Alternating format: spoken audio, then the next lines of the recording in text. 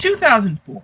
I was in middle school and my siblings and I were fusing our allowance for a Nintendo GameCube as we were still hopping along with the N64 at the time, while our parents were gaming with the PlayStation 2. When the day would finally arrive, we would get a bundle with one of the more prolific games on the console, being the original Metroid Prime, which, in and of itself, came with a bonus disc containing a demo of Metroid Prime 2. Though our first standalone game for the console would be Soul Calibur 2, and after a bit of a wait, Wind Waker when that hit player's choice. Regardless, Metroid Prime was a game I, and even more so my youngest brother, would hold us up until more games would hit our library. After its original 2002 release, Prime would be re-released in a couple different forms. One being the standalone new Play Control release only in Japan, but for the rest of the world, we would get Metroid Prime Trilogy, containing the first game, second, third, on a dual-layered Wii disc in 2009. And in 2023, a single remaster of the first Metroid Prime. And how does this game fare after all these years? Let's find out. The story of Metroid Prime follows bounty hunter Samus Aran, as she was sent on a mission to a pirate frigate above the planet Talon 4 to investigate what they are up to. After clearing out the frigate to the point of fighting off one of the pirates' experiments, Samus tries to flee the frigate, but not before meeting Ridley in some cyborg form and losing her upgrades.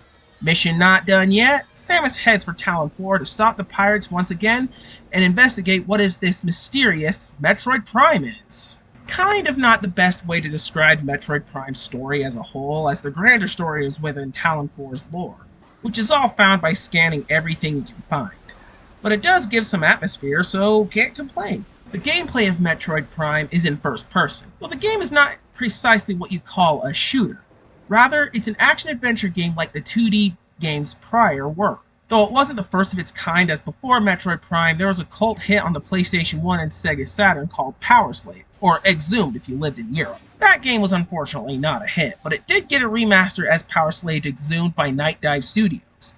And maybe one day I'll talk about that one, but until then, back to the game that did get the recognition, despite its base platform underperforming like hell. Like I said, Metroid Prime, being an action-adventure, has Samus exploring Talon 4, investigating what the hell the space pirates are up to as she will search for her old upgrades, getting new upgrades, and acquiring ancient artifacts by running and jumping around, rolling around tight corners and swinging as she explores the planet through the rainy jungle, which serves as the overworld, the desolate Chozo ruins, the hellish Magmor caverns, the frosty Phendrana drifts, and the highly irradiated Phazon mines. All to find out about this Metroid Prime that is hidden underneath Talon 4 in the Impact Crater. Obviously, backtracking is not for everyone, and I get that, but for me, it was something I ended up kind of liking in the Metroid series case. Though I admit getting the needed artifacts can be a bit of a drag.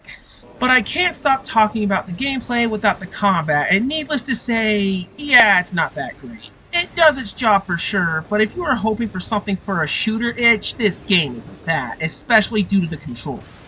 These days, it definitely feels the absolute worst on the GameCube given its control layout, as there is a pseudo-tank control feel with one stick, using the C-stick to swap weapons, and the shoulder buttons for anything but shooting. The shooting is instead handled by mashing the A button to shoot, B for jumping and dodging, and the Y buttons for missiles. B is jump, A is shoot.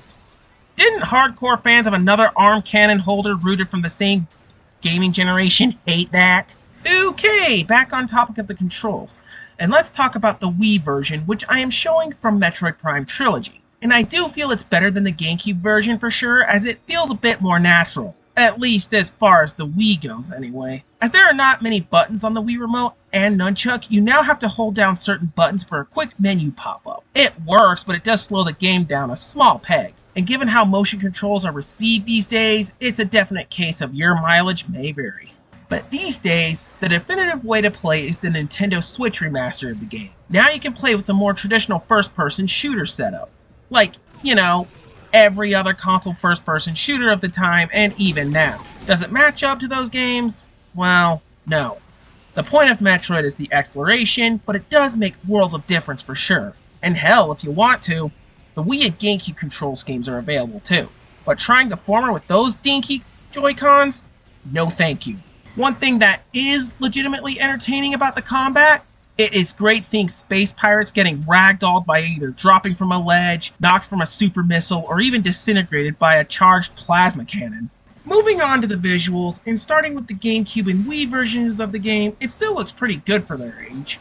Especially on the GameCube, Retro Studios showed what the GameCube was capable of, which was kind of hard to prove to others at the time when everybody preferred their Xbox and especially PlayStation 2s. Even then, it still has aged. The Switch version, which keep in mind is a remaster, now there is an upgrade for sure. Many textures have been redrawn to match the power of the Switch, which, for the weakest platform of its generation, is just plain gorgeous. In addition to all that, each version of the game adds immersion to the Metroid atmosphere with its HUD. Like water and bug blood will splash on Samus's visor, or even seeing her reflection on occasion.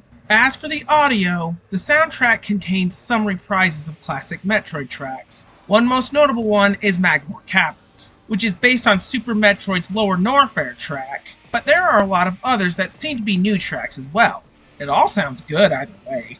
To end though, I'd like to talk about the extra content in each of the versions. The GameCube version's bonuses contain the original NES Metroid and the option to play as Samus in her fusion suit, both of which required a Game Boy Advance and owning Metroid Fusion, and in the latter's sake, beating Metroid Prime at least once. The Metroid Prime Trilogy release didn't retain the NES simulation of the original Metroid, but it did retain the ability to play as Samus in her fusion suit, though it was unlocked another way.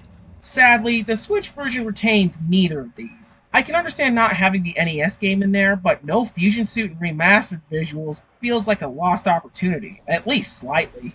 But where the Switch version loses, it somewhat makes up for the addition of the opening narration, which was featured exclusively in PAL region copies of the original GameCube release. And yes, we have that too from our time living in England. The most offensive loss, though, is not crediting the original GameCube staff properly, which is ironic as Kensuke Tanabe was part of that team, making him one of the only few to keep his name on there. Yet one of the people that was on the GameCube team, Shigeru Miyamoto. How do you screw that up that bad? In any case, Metroid Prime is a fantastic game that is a must-play, but if you're unwilling to fiddle with the old-school controls or motion controls, and understandably so, the Switch version is the go-to version, while hardcore enthusiasts are probably going to want the GameCube original. Either way, damn straight you should play it.